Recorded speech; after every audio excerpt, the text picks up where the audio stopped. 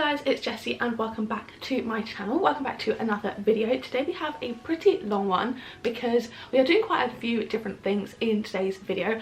Basically, we're doing all of the mid-year kind of videos that I basically ran out of time to do. So I did plan to do pretty much all of these videos in like separate little videos, and now I have got to August and we basically are kind of running out of time for me to do my like mid-year wrap-ups, mid-year kind of check-ins. So we are doing that all today. Basically what I'm going to be doing is, firstly, I'm going to be chatting to you guys about all of the books I've read in the first half of the year. That is up until the end of June. Obviously I know we're in August, but I'm not going to be including them because I think they will throw off the stats and stuff. I'm then going to be going through the mid-year freakout tag questions, answering them. Then I'm going to be doing some stats about what I've read and also checking in on my reading goals, seeing how well we're doing. So I think it might be a long one. Get settled in, and yeah, basically I'm just going to get straight into it. So these are not going to be exactly in the order that I read them, but I'm going to basically go month by month. So firstly, we have January. I'm gonna do the statistics for each month, more detail as we go on, because I've stopped doing like wrap-ups each month because I just find them boring. I'm doing like little kind of short ones that you guys can see if you want to check out what I've been reading, but basically gonna do some basic stats. In January, I read 12 books, which was 4,012 pages, and my average rating was a 3.5, which is a bit lower than I'd want it to be. But going through the books I read True Crime Story by Joseph Knox, and I gave this 5 stars. I read Twisted Love by Anna Huang, and I gave that 2.5 stars. I read the first Thursday Murder Club book by Richard Osman, and I gave that 4 stars. I read How to Kill Your Family by Bella Mackie, and I gave that 2.25 stars. I read Idle Burning by Rin Usami, and I gave this one 3.5 stars. I then read Twisted Games by Anna Huang and gave that a 2.5. I read Killjoy by Holly Jackson and gave that 3.75. I read Rock Paper Scissors by Alice Feeney, and at the time I think I gave this 5, but now I've lowered it to a 4. Then I read Final Girl Support Group by Grady Hendrix, and I gave this one a full 5 stars. I read Weasels in the Attic by Hiroko Oyamada, and I gave this one 3 stars. I read The Black Flamingo by Dean Atta, which doesn't have a rating on here, but I think I gave it a 4.5. And then Daisy Darker by Alice Feeney, which I gave 3 stars. So that was my January. Then in February, I read 9 books with a total of 3,020 pages. My average rating was 3.5, which is pretty poor, to be honest. I read All Good People Here by Ashley Flowers. I gave this a 2.5. I read the final book in the Dreamland Billionaires series, which is Final Offer by Lauren Asher. I gave this one a 5 star at the time, but I would also lower this to a 2.5 now. Then I read The It Girl by Ruth Ware, which I gave 3.5 stars. I read Send Nudes by Saba Sams, which is a collection of short stories. I gave this 4 stars. I read Reckless Girls by Rachel Hawkins, which I gave a 2.5 stars. Killers of a Certain Age by Deanna Raybourn, I gave a 4.5 stars. I read Redeemed by Lauren Asher, which I gave a 2.5 stars. I read Sadie by Courtney Summers, which I gave 3 stars. And finally, I read The Man Who Died Twice by Richard Osman, and I gave this a 4.75 stars. Then we are moving on to March. I read 14 books in March, which was 4,800 pages, and my average rating was 3.91. So definitely a much better reading month for me. I was very pleased with that. But we are not starting off with a favourite. We're starting off with Note to Self by Connor Franta, which I gave 2.5 stars. Then I read Pizza Girl by Jean Kyung Fraser, which I gave a 4 stars. I read Better Than the Movies by Lynn Painter, which I gave a 4 stars as well. Then I read one of my favourite books of the year, The House in the Cerulean Sea by TJ Klune, which I gave a full 5 stars. Then I read Disfigured on Fairy Tales, Disability and Making Space, which is a non-fiction by Amanda LeDuc,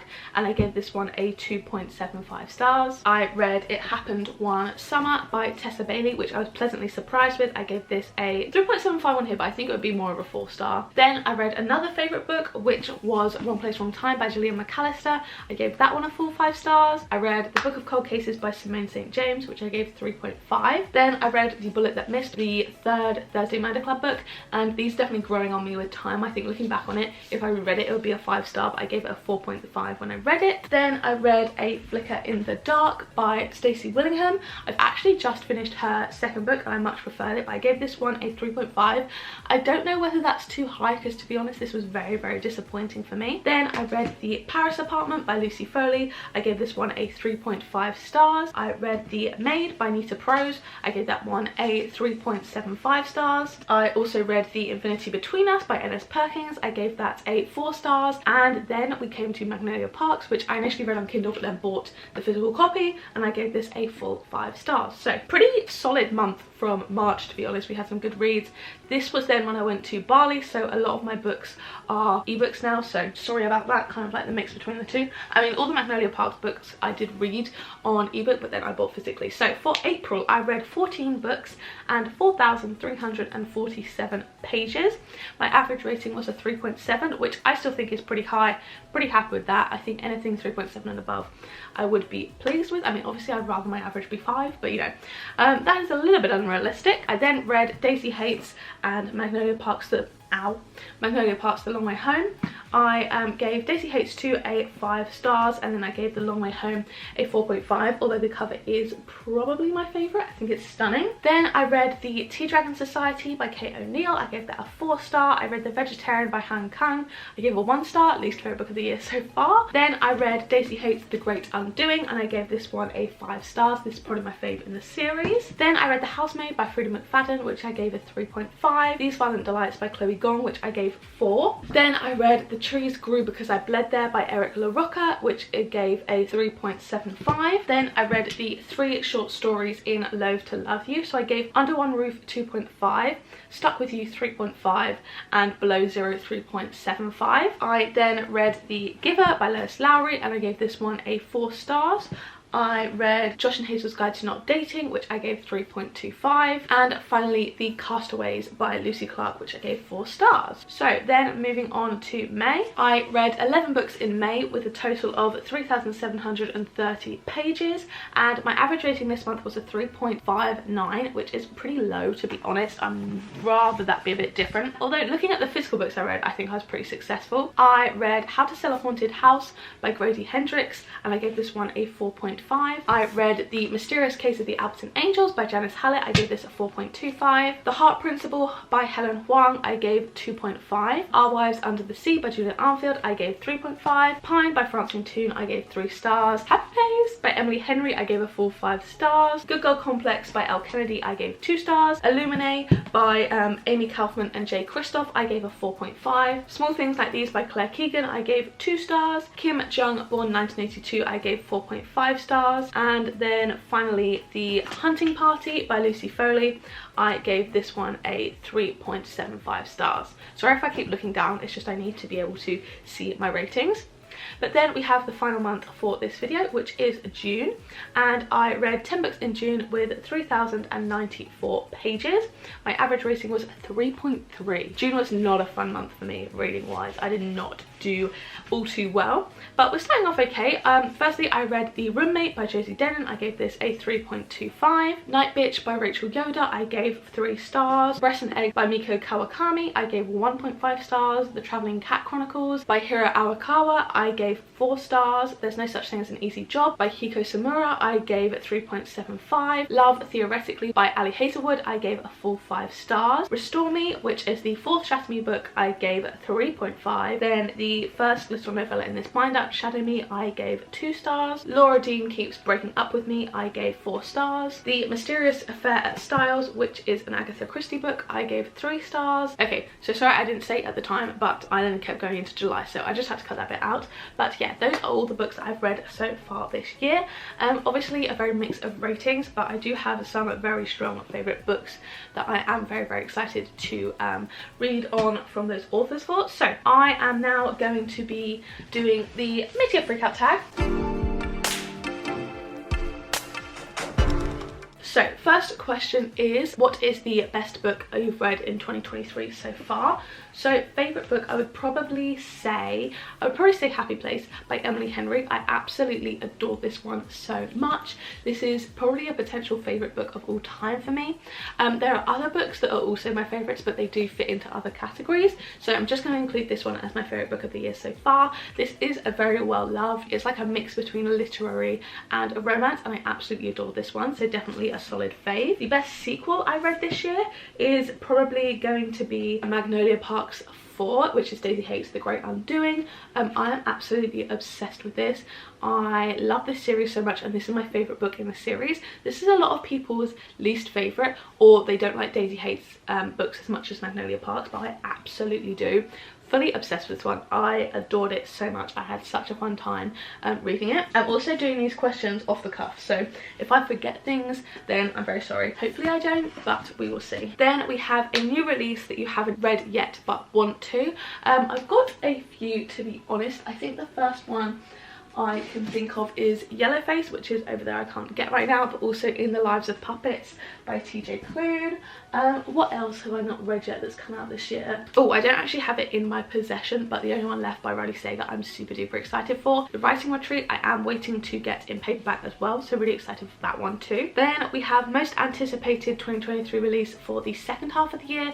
This is definitely going to be The Last Devil to Die by Richard Osman. This is the 4th book in the Thursday Murder Club series. I've got that one pre-ordered and I'm definitely going to be jumping on it straight away. Also, they're doing re-releases of The Hunger Games in special editions, so definitely want to pick those up too. We have biggest disappointment of 2023. So I think I'm probably going to say How to Kill Your Family by Bella Mackie. That one I just really did not enjoy, and I mean there's books I rated lower, but I think that one I was the most disappointed by, just because I did have quite high expectations. I also potentially might say A Flicker in the Dark, because I thought this was going to be a 5-star thriller and it was just kind of in the 3-star for me. This is one of the only books I've been able to solidly predict from like the very start, to be honest. I feel like this struggles with such a small cast of characters that you kind of know it's going to be someone involved, but yeah, really was not keen on this one, to be honest, and definitely found that quite disappointing. Then we have biggest surprise of 2023. Potentially I would say the Magnolia Parks books. I didn't expect to enjoy these ones so much. Also, just another book that I absolutely loved was True Crime Story by Joseph Knox. I read nothing from him, and this is probably one of my favourite books of the year so far, and it was the first book I read. This was absolutely incredible. It's a mixed media murder mystery, and I absolutely adored this one. I still think about the twist in this because I was properly shocked by it. I loved it. Then we have fave new author, so obviously Jessa Hastings with Magnolia Parks, but I'm also going to go with Grady Hendrix. I've read a couple more books from him in the second half of this year, and I really adore his writing. I just feel like something about what he's doing I just eat up. I had such a fun time reading this book, and along with his others, I've given him 2 5-stars and a 4.5. so really just something about it's like dramatic, campy, horror movie kind of vibes. It really feels like watching a movie reading his books, and I absolutely love them, and most of them I've read kind of in a couple of sittings and binge read, and I absolutely adored this, as well as his other books. Annoyingly, there's a few books I've read in the last month or so that really would be up here, but obviously I can't talk about them. But I will mention Bedtime by Frederick Backman and Riley Sager as well. I'm really enjoying, so that's just a little sneak peek to the second half of my year, what my favourites have been. But yeah, really have enjoyed those. Then we have a book that made me cry. I'm gonna pick The Man Who Died Twice by Richard Osman.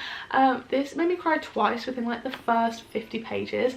I love these characters and you just feel so connected to them. I love these books and I cannot wait to give them a reread. I really do think that I'm gonna rate them super highly, all 5 stars probably on a reread, and I cannot wait for the next book.